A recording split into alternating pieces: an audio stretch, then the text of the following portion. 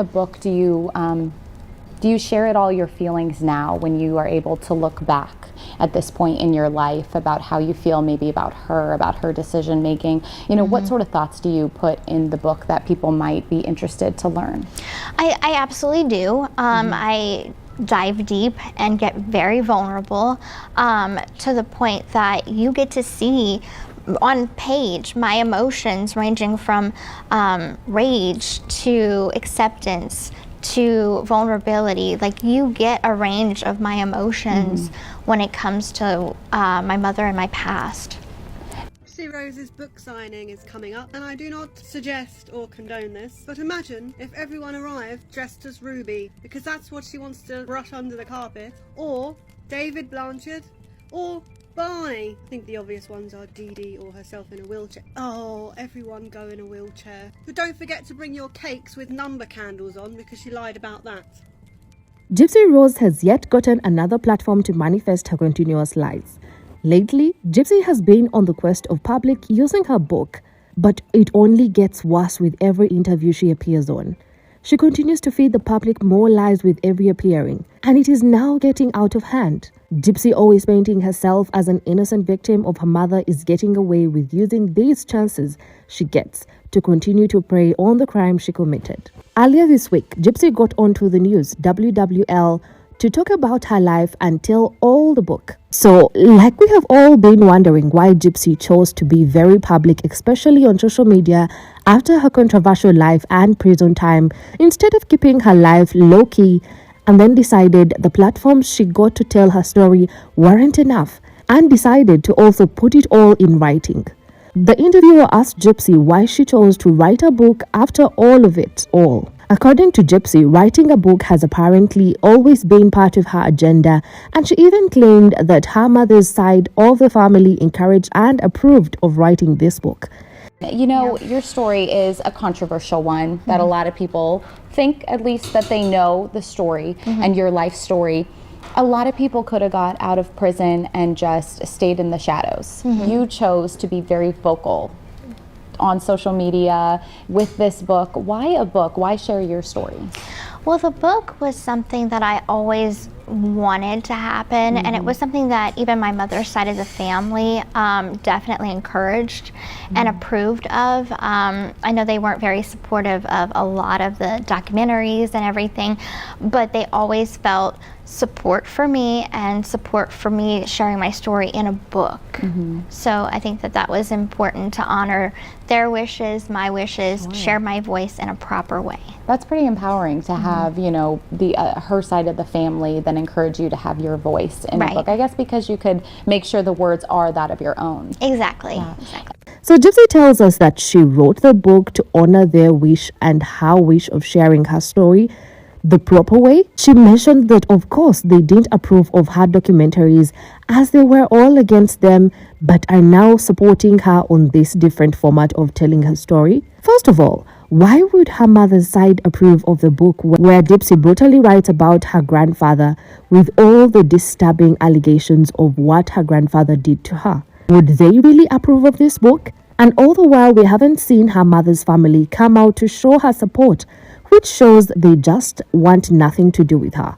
And of course, even when she mentions that they didn't approve of the documentaries, she still went ahead with them, and they had to be dragged into them to give their side of the story, which must have been draining for them. And now here she was saying she was fulfilling their wish and her wish of writing a book. These were absolute lies. Had she chose to tell on the news without any fear of being called out or being confronted by her mother's side, she wanted to make it look like everyone in her family is in support of the book, where she continues to demonize her mother and make it look like it was her mother's fault that she isn't here anymore.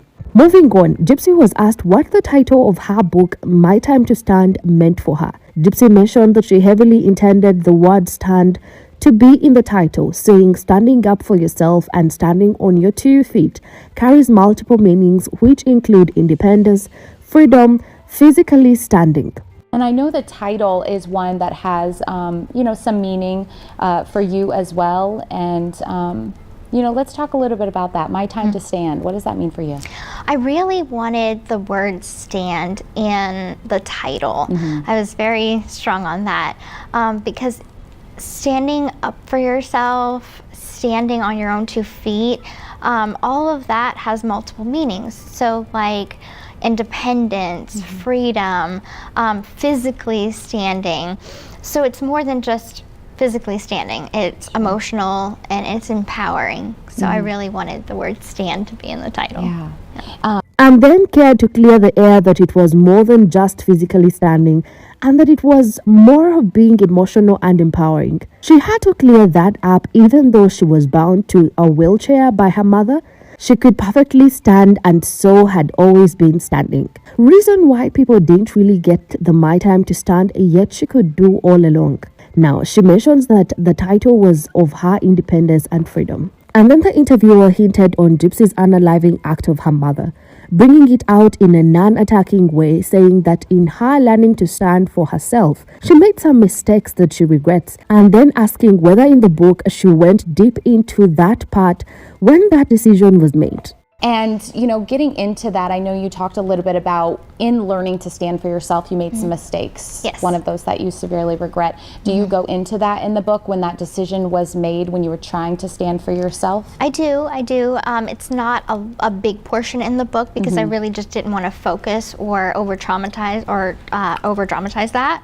So I just kind of wanted to tell the story, the events that unfolded, and kind of get into my mindset so readers can understand where I was at mentally and emotionally at that point to come to that decision. Do you think the book gave you a chance to give a side of your story that maybe people don't know? Absolutely. The thing I love about the book is it doesn't tell just my story. It also goes into a little bit more of my mom's story and how she got to be how she was. The interviewer was asking whether Gypsy describes in detail whatever happened before the tragic act and after without wanting to be so direct, as if protecting Gypsy's feelings. And Gypsy replied saying she didn't talk about that moment much because she didn't want to focus on over-dramatize that part, saying she just wanted to tell the story. In the book, do you share at all your feelings now when you are able to look back at this point in your life about how you feel maybe about her decision making? What sort of thoughts do you put in the book that people might be interested to learn? I absolutely do. I dive deep and get very vulnerable to the point that you get to see on page my emotions ranging from rage to acceptance to vulnerability. Like, you get a range of my emotions when it comes to my mother and my past.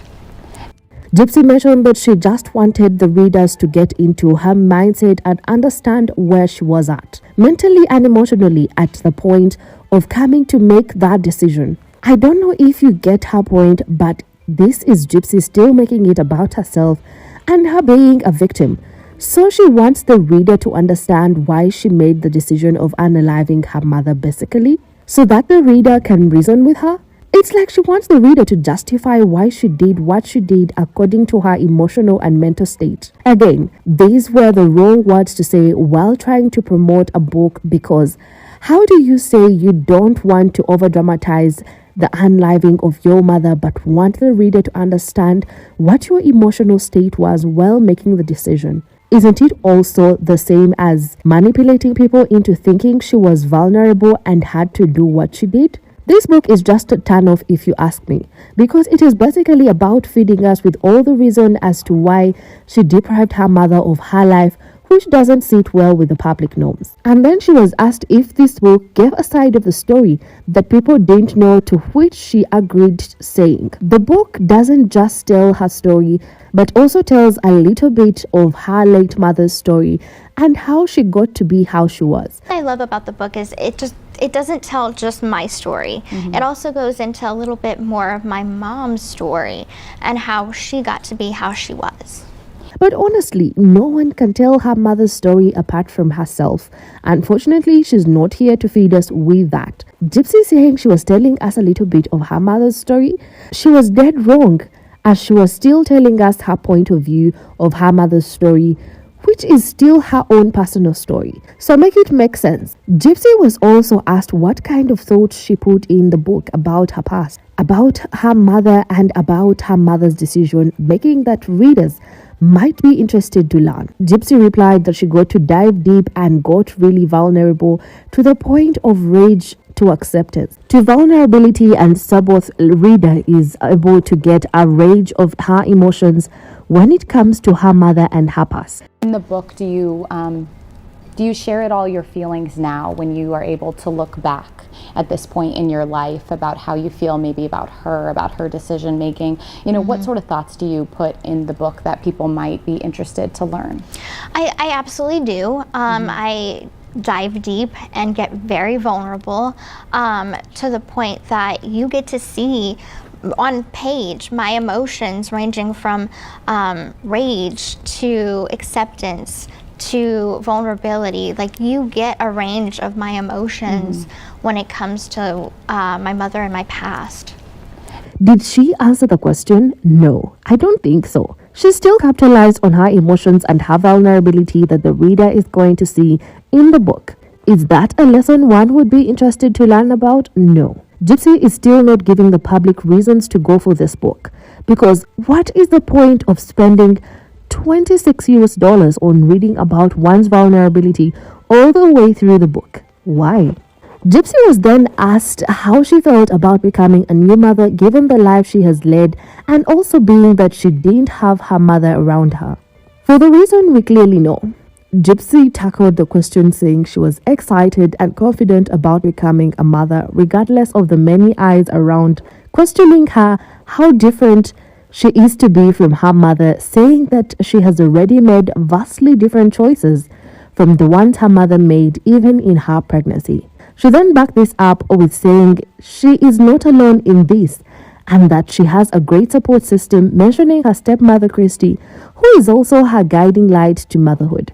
Congratulations on your pregnancy. Thank Due in you. January? Due in January, So you're yes. right around the corner. I know, I'm getting there. How are you feeling about that? I'm excited. I'm really happy. This is a really special time for us, and so we're enjoying nesting and we're getting ready, so we're happy about it. And so you did share, it's a girl. It's a girl, And you yes. shared her name? Yes, it's going to be Aurora Raina Euchre. Beautiful. You know, you're talking about this book and how vulnerable you get and stepping into this, well, very punny, but new chapter of your life. Right. When you're looking back now, being a mother, and that can change us in so many ways, how does it feel that you don't have your own mother, and then just the life that you've led? How do you feel about becoming a new mom at this stage? I'm excited about becoming a new mother. I know that there is a lot of eyes on me that are kind of like, how are you going to be different than your mom? Right. And I'm already making vastly different choices than my mother made, even in my pregnancy.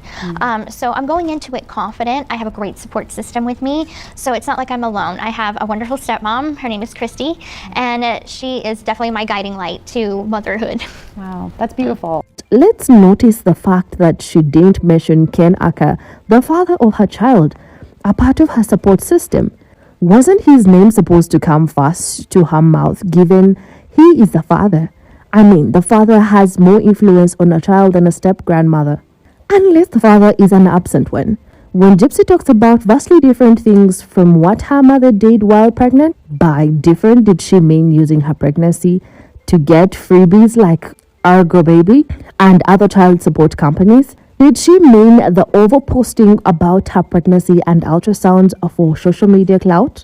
Did she mean that? Then we can't question Christy's motherhood traits, because Maya, her daughter, turned out just fine. But with the way she has been that negative influence on Gypsy, being the spearhead in all Gypsy's controversies lately, the faking of the Habitat for Humanity documents, linking her up with her ex-fiancé, even though she was still married to Ryan, all this doesn't give a bright guiding light to motherhood. So for all we know, Gypsy doesn't necessarily have a strong support system, and so she will have herself to take care of her child, provided she won't step into her mother's shoes. Gypsy then continues to agree to the interview's submission of Gypsy being the best version of herself to raise her kid. And then Gypsy ended the interview talking about her meet and greet event that will be at the Garden District Bookshop in New Orleans on the 13th at 5 p.m. She mentioned how she is excited to meet everybody and how she will take a couple of selfies with people, have a cup of tea with them, and also grant them a signed copy of her book. And, you know, just moving forward, there is an opportunity with this book signing today for people to get out and meet you. I know you wanted to talk a bit about that. Yes, so I will be at a meet and greet, so people can come take selfies with me and get a copy of my book at the Garden District. Garden District Bookstore, and so it's going to be good. It's going to be great. I look forward to it. That's so awesome. I get to meet everybody.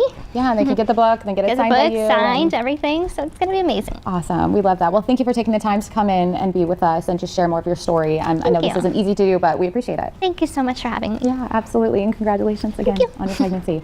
This same day, the internet concerned citizens are planning to protest outside this bookshop and hold a vigil in memory of Gypsy's mother, the person she unlived, has switched up the whole topic to her being the person that abused her. So this reporter either didn't bother to do any research about what was planning to happen at Gypsy's meet and greet for not firing such a question to Gypsy for what solution she had for the day. She just decided to go by the script with favorable questions. These mainstream media have really let the public down because of their constant cover-ups of the truth, just like Rolling the Stone also published information they well knew was just half-truths and almost lies. Let us get into some public reactions after his interview and how the public has also seen through Gypsy's lies. They first got angered by the fact that these platforms have given their all into interviewing Gypsy without deep information about her, and all they just do is pass her in the soft balls only.